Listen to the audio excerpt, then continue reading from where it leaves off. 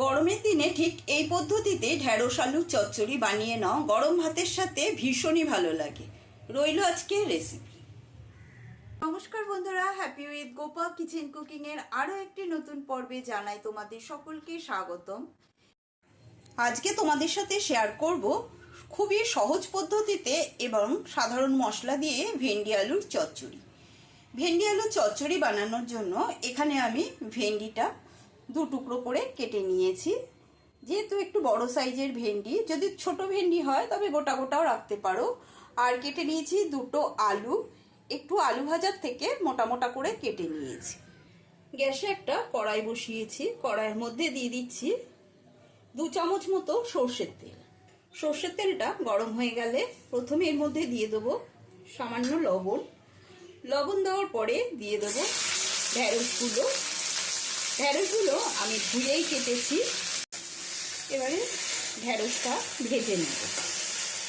এবারে মশলা বানিয়ে নেব। নিয়েছি এখানে 1 চামচ পোস্ত, আর দিয়ে দেবো এর মধ্যে 2 চামচ সাদা তিল।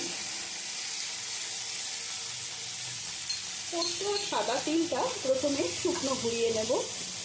পোস্ত আর সাদা তিলটা গুঁড়ো করে নেওয়া হয়ে গেছে। এবারে এর মধ্যে দিয়ে দেবো 5টা কাঁচা লঙ্কা। ঝালটা নিজেদের পরিমাণ বুঝে ব্যবহার করবে। দিয়ে দেবো সামান্য জল। এবারে পেস্ট বানিয়ে নেব। ঢ্যাঁড়সগুলো ভাজা হয়ে গেছে, এবারে তুলে নেব।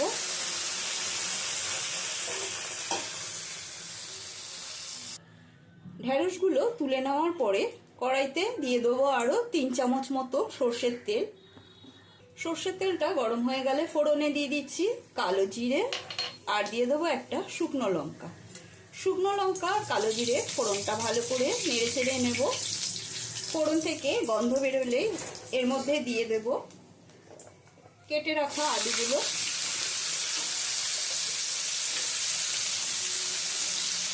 সমস্ত আলুটা দিয়ে দিলাম। এবারে এর মধ্যে দিয়ে দেব সামান্য লবণ। আলুটা আবার ভেজে নেব। পোস্ত, তিল, কাঁচা লঙ্কার পেস্ট হয়ে গেছে। মশলাটা নামিয়ে রেখেছি। এবারে মিক্সার জারের মধ্যে দিয়ে দিচ্ছি 2 চামচ কালো সর্ষে। আমি কালো সর্ষে দিচ্ছি, তোমরা চাইলে হলুদ সর্ষেও দিতে পারো। এবারে সর্ষেটা গুঁড়ো করে নেব। সর্ষেটা গুঁড়ো করে নেওয়া হয়ে গেছে। এবারে এর মধ্যে দিয়ে দেবো লবণ আর দেব জল। লবণ আর জল দিয়ে সর্ষের পেস্ট বানিয়ে নেব। সর্ষের পেস্ট করে নেওয়া হয়ে গেছে। এবার সর্ষের পেস্টটা একটা বাটির মধ্যে ঢেলে নিচ্ছি। এবারে মিক্সার জারটা ধুয়ে এটা জল দিয়ে দিচ্ছি। আলুটা ভাজা ভাজা হয়ে গেছে। এবারে এর মধ্যে দিয়ে দিচ্ছি পেস্ট করে নেওয়া সর্ষে, সাদা তিল আর কাঁচা লঙ্কা। পেস্টটা দিয়ে আলুর সাথে মিশিয়ে নিচ্ছি। দিয়ে দিচ্ছি স্বাদ অনুসারে লবণ।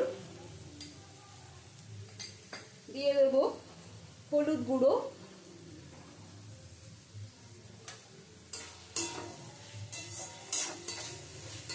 গ্যাসের স্টিমটা লো টু মিডিয়ামে রেখে মশলাটা কষিয়ে নেব। যদি ইউটিউব চ্যানেলে নতুন বন্ধু হয়ে থাকো তবে ইউটিউব চ্যানেলটি সাবস্ক্রাইব করে নেওয়ার অনুরোধ রইল।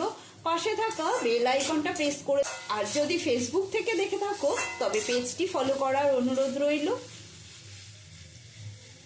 ভালো করে আলুটা কষিয়ে নেওয়ার পরে দিয়ে দিচ্ছি ঢ্যাঁড়সগুলো।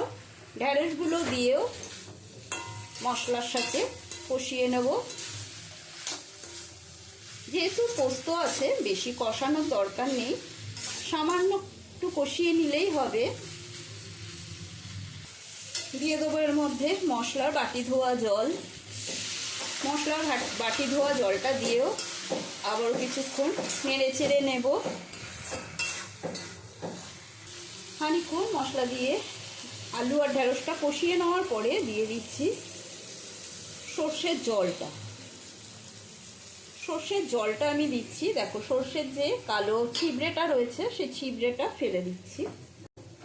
ফেলে দেবো না, ছিবড়েটা আমি গাছের গোড়াতে দিয়ে দেবো।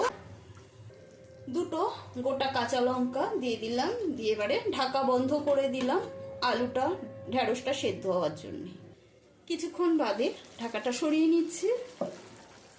খুব সুন্দর কিন্তু গন্ধ বেরিয়েছে।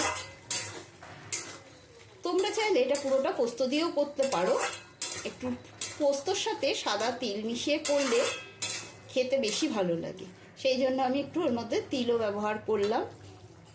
আলুটাও সেদ্ধ হয়ে গেছে, ঢ্যাঁড়সটাও সেদ্ধ হয়ে গেছে। নামানোর আগে দিয়ে দিচ্ছি 1 চামচ মতো সর্ষের তেল। যেহেতু এর মধ্যে একটু সর্ষের ব্যবহার করেছি, সর্ষের ব্যবহার করলে একটু যদি ওপর থেকে কাঁচা সর্ষের তেল দিয়ে দাও, খেতে কিন্তু অপূর্ব লাগে। এই রেসিপিটা গরম ভাতের সাথে এমনকি রুটির সাথেও ভীষণই ভালো লাগে। আজকের মতো ঢ্যাঁড়স আলুর চচ্চড়ি কমপ্লিট। আশা করি রেসিপিটি তোমাদের সকলেই ভালো লেগেছে। ভালো লাগলে প্রত্যেকবারের মতনই কমেন্ট করে জানাবে, লাইক দিয়ে দেবে, আর বেশি বেশি করে শেয়ার করবে। আজকের মতন এই পর্যন্ত। আবারও নতুন কোনো রেসিপি নিয়ে হাজির হব। সুস্থ থাকবে, ভালো থাকবে, ধন্যবাদ।